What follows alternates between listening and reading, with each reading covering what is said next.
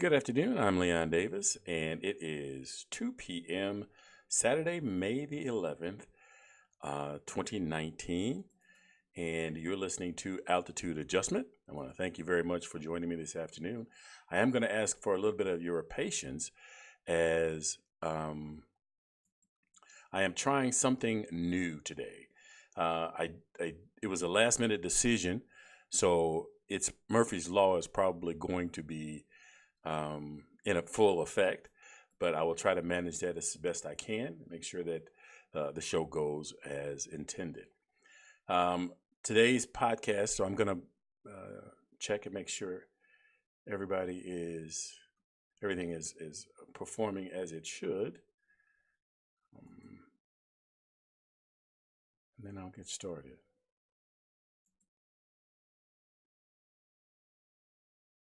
There we go. All righty.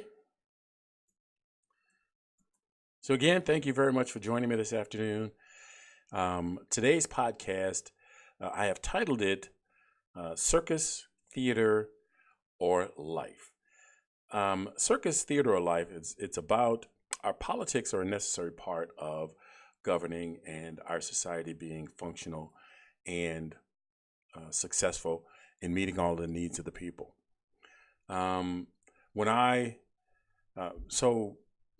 Circus is actions that are outrageous or outlandish, just for the sake of the outlandishness of it. It doesn't have a governing purpose, and it is not for the benefit of the Commonwealth or any other people involved. And theater, sometimes in government, you have to do certain performances or certain behaviors in order to, let's say, like saber rattling. While you do not necessarily intend to be as aggressive as you're expressing, it may just be a tool to get someone's attention to legislation or something that needs to be addressed. And so you do a bit of theatrics in order to further the discussion. So there is a legislative action behind it. And then life is, we are people. So maybe circus and theatrics are a necessary part of governing. Maybe they're required because we can't necessarily function on one or the other alone. And just I know, and probably you know, is that people aren't always going to be rational, but you still have to reach them. You still have to find ways to connect with them. And so maybe the circus part and the theatrics are a necessary part of that. Now, when I look back at at the political climate when I first was eligible to vote, on the surface it would seem vastly different. There seemed to be a lot more decorum, more of an opportunity to work together to get things done, and a desire to be civil. But when I look a little bit harder, I have to remember there was Billy Carter and Billy Beer. There was the taunts of a peanut farmer and other less cordial behavior.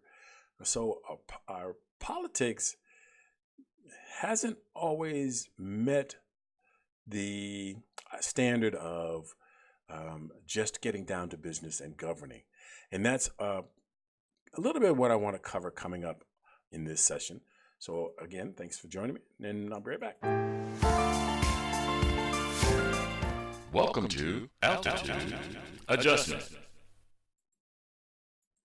Okay, so let's see. So I had talked about, the title of the show, and in the current climate, political climate, there seems to be a lot of circus acts. There's been a lot of things that don't seem to further legislative actions and behaviors that don't seem to benefit society as a whole. And that was part of the reason I wanted to do this podcast. Is there's a concern that if we turn our politics into a three-ring circus, if we turn our politics into something where just carnival behavior is the norm, how do we then band together to try to accomplish things? What happens and does happen is some people will make an attempt to solve a problem, to meet a legislative need, to in some way have the government do what its responsibility is in protecting the people and serving the people. And in order to dislodge that, in order to interfere with that, some people will become a circus act. Some people will do things that have absolutely no benefit to society other than to derail someone else's efforts to solve problems and meet the needs of people. And so you can't resolve a problem if you don't identify what the problem is. And if we don't identify what is circus, what is not beneficial to the resolution of problems and issues, then we will always be encountering that, and it will derail efforts in order to accomplish things. Now, I understand a lot of times when a small group feels that they're not being represented or that they're not being heard, that they may do something outlandish in order to get people's attention or to get the establishment's attention or legislators' attention. But that may not necessarily be circus. It may be that's the only way that they feel that they can be heard or get visibility. So we have to be able to identify when circus is just circus and there's no benefit to it, and no one benefits and society doesn't move forward. And when those actions are taken because people are not being heard or not being seen or not being noticed, or that maybe they feel that for so many years or for so long they have not been accepted as a part of the whole, and it's not being reflected in the laws that we pass. So this past week, I think it's past week, things have traveled so fast here in our democracy that so much is happening in such a short period of time. It's easy to confuse if it was this week or last week. There's all of the so the report came out, the Mueller report, and William Barr winds up testifying in front of Congress. And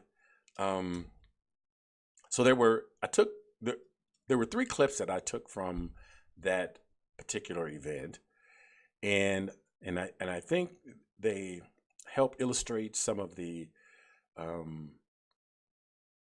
circus theater kind of life kind of stuff. And so I'm going to go through these clips real quick, and then I'll give probably a little short take that I have on them. So this first clip is so William Barr received Bob Mueller's report and provided a summary for Congress, and it was not fully accepted. And so you can ask the question, was there rejection of his summary, theater or circus? But it happened. He was in front of Congress, and so I'm going to play this clip real quick, and then I'll come back with a little something. Why did you say you were not aware of concerns when weeks before your testimony, Mr. Mueller had expressed concerns to you. I mean, that's a fairly simple. Well, I answered a question, and the question was relating to unidentified members who were expressing frustration over the accuracy relating to findings. I don't know what that refers to at all. I talked directly to Bob Mueller, not members of his team. Would you concede that you had an opportunity to make this letter public on April 4th when Representative Christ asked you a very related question? I don't know what you mean by related question. It seems to me to be a very different question.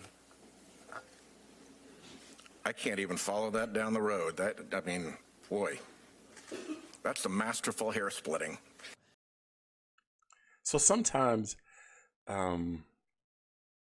being specific is important. Sometimes being specific may seem like semantics, but it is very important for understanding what is being discussed. In this particular instance, so part of the question that I had was this theater, the Barr has been accused of protecting the president after the Mueller report was released. Was this an attempt to obfuscate the discussion? Was this an attempt at really fine-tuning what the conversation was about to ensure that there were no mistakes in the understanding? So Bob Mueller's team, so there was a news article released about from Bob Mueller's team, or that some of the team members were dissatisfied with William Barr's interpretation or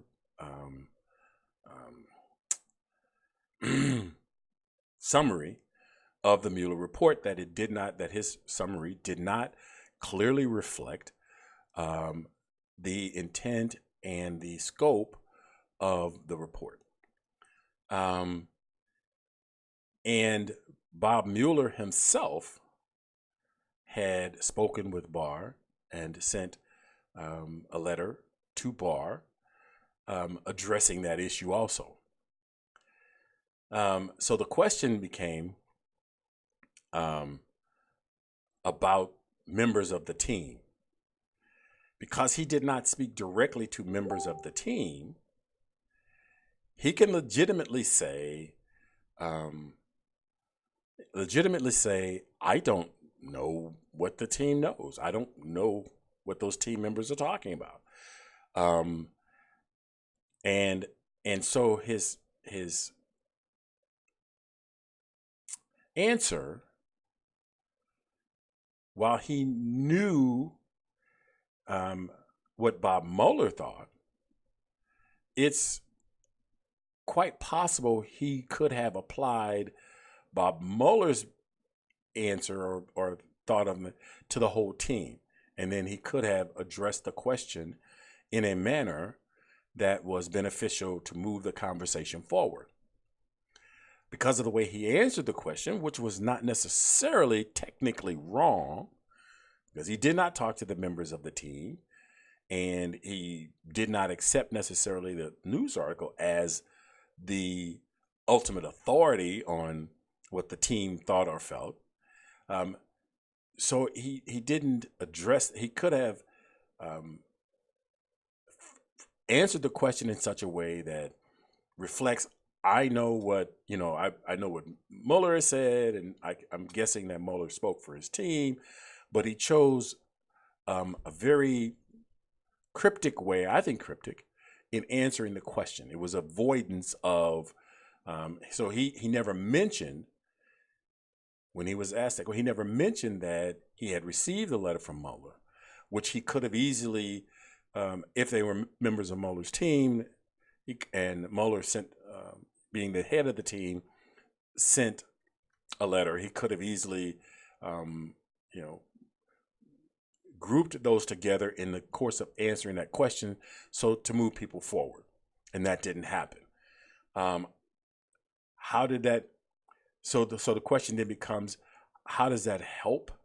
How does that benefit? Is it something that moves us forward, or does it cause us to go back and reformulate the question and make sure that that we're asking the right questions, or is it just an opportunity to throw a wrench in the process?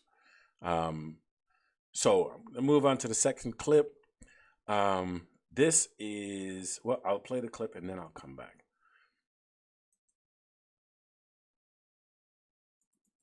If the president is being falsely accused and he felt that this investigation was unfair, propelled by his political opponents, and was hampering his ability to govern, that is not a corrupt motive for replacing an independent counsel. So this one was a little more.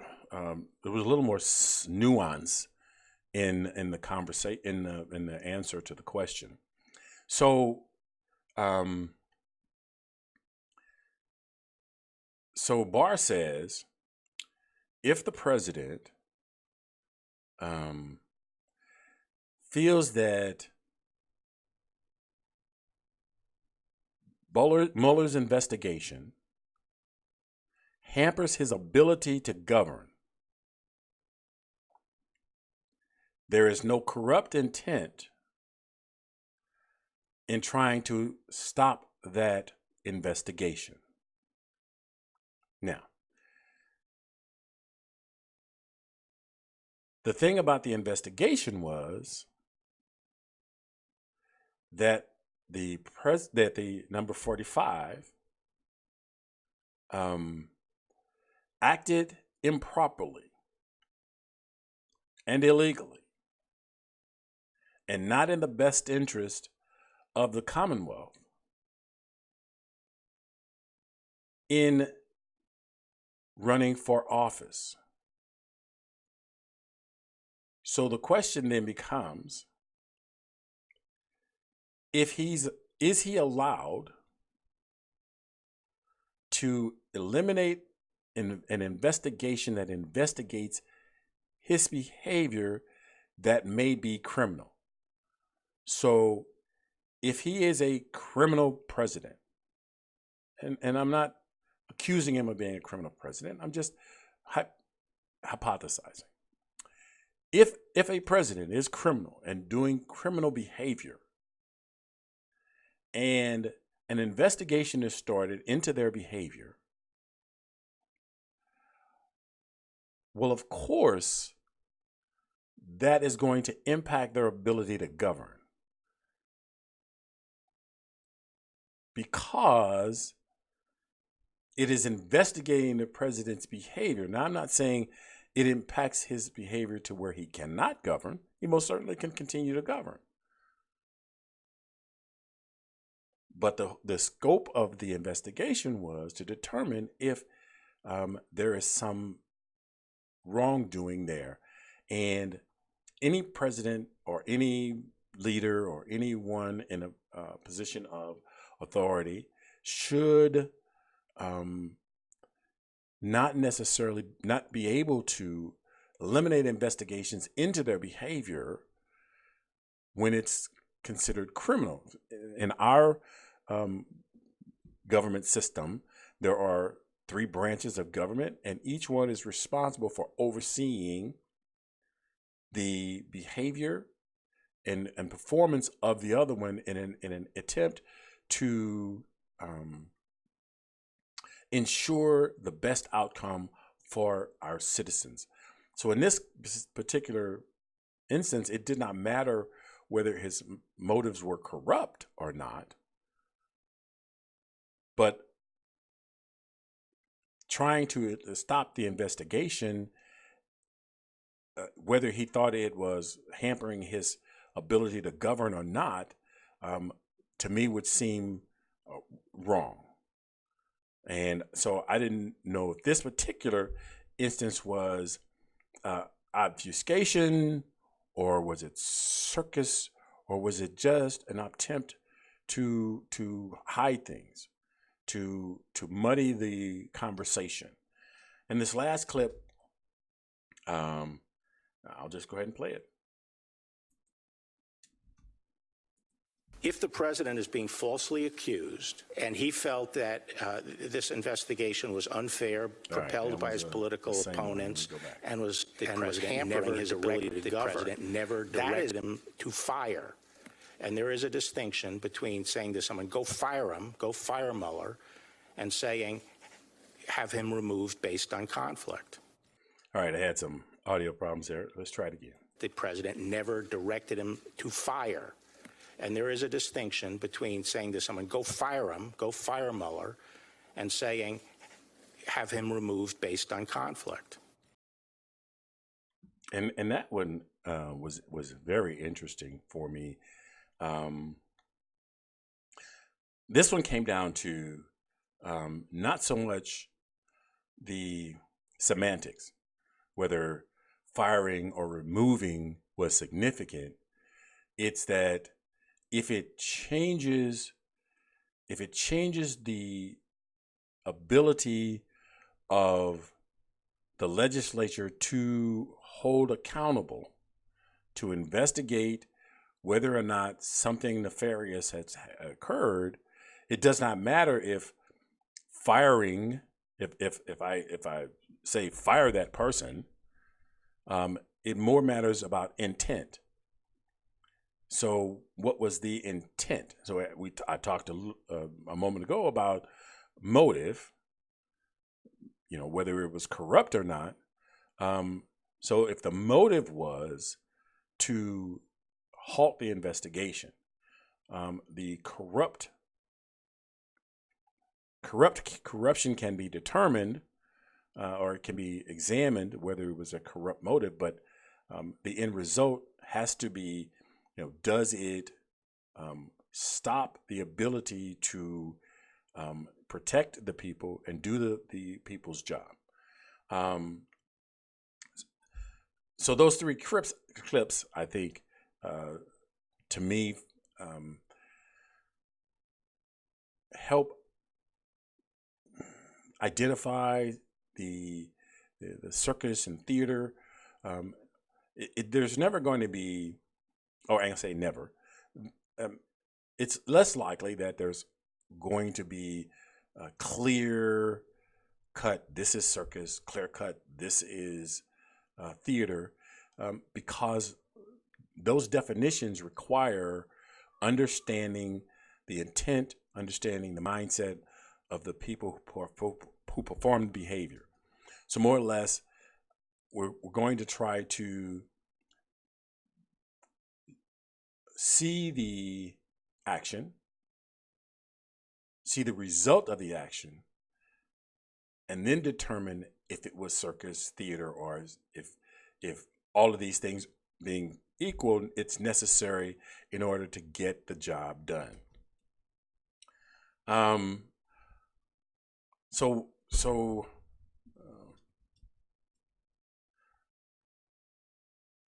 One of the things I talked about as far as theater goes is saber rattling, being a part of the political theater. And so I ran across this article today. It was on NPR. And if you look at the scrolling text at the bottom, it's the NPR article. And you can find the article title and then find the article. Now I'm going to read just part of the article. There is quite a bit more information in the article that I think is going to be important. But let's see, what was it? Okay, so anyway, so the NPR article, and this was some of the text of that article. So forgot to write the headline down. I put it in the scroller, but I didn't put it in my script, or at least in my notes here. So the article was that HUD was making some changes that was going to cause thousands of people to lose their home, including 50,000 children. So the article goes on. Tens of thousands of poor children, all of them American citizens or legal residents, could lose housing under a new rule proposed Friday by the Trump administration. Now, the rule is intended to prevent people who are in the country illegally from receiving federal housing aid, which the administration argues should go to help only legal residents or citizens. Now, the proposal targets 25,000 families that now receive some aid because they are of mixed status, which means that at least one member of the family is undocumented while the others are citizens or legal residents. Now, these families now pay higher rents to account for their mixed status. But under the new rule, those families would lose all of their housing aid, and impact analysis by the Department of Housing and Urban Development, which proposed the rule, acknowledges that the change would have a devastating impact. It says that 108,000 people would be affected, and that's about 70% of them are citizens or legal residents, and 3/4 of those, or 55,000 of them, are children.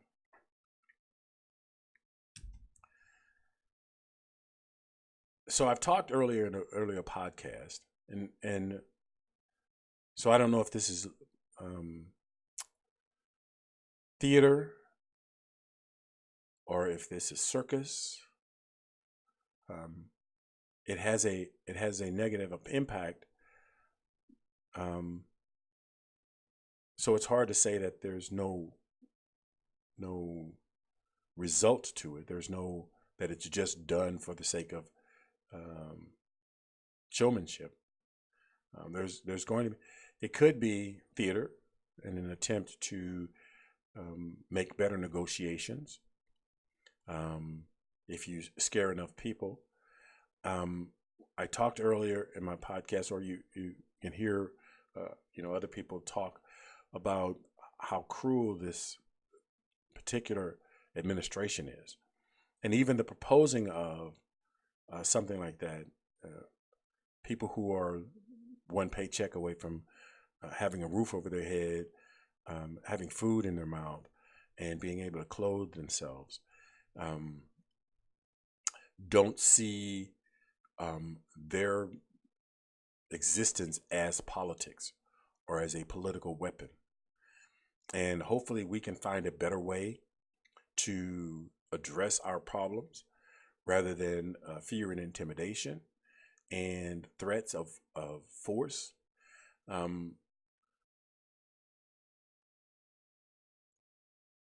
So trying to address this particular, or things like this that comes out of the current administration, people are trying to address the problem as best they can. And when those efforts are negatively shown in a negative light, it inhibits our ability to ensure the best outcome for our citizens. And hopefully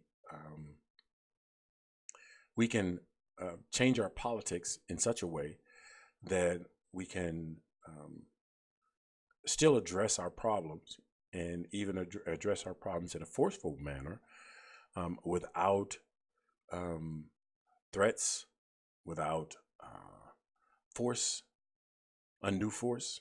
Sometimes in order to move a rock, you can't use just a lever. Sometimes you've got to use force. Hopefully that force will not cause long-term damage. And so that is some of the concern that I have. Pardon me. All righty.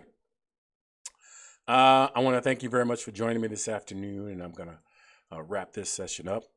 I will be back. So today, for the first time, I streamed my podcast on Facebook and YouTube at the same time.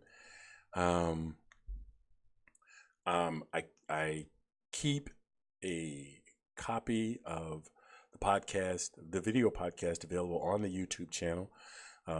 Make sure you visit the website for the video podcast. The audio podcast is available on several sites, and you can visit the website to get all of that information. So I want to thank you, as this podcast is streamed each week on YouTube. So you are encouraged to participate by asking questions and including your thoughts. To participate, contact Altitude Adjustment at thelionsden.stl@gmail.com on Skype, or on Google at thelionsden.stl@gmail.com.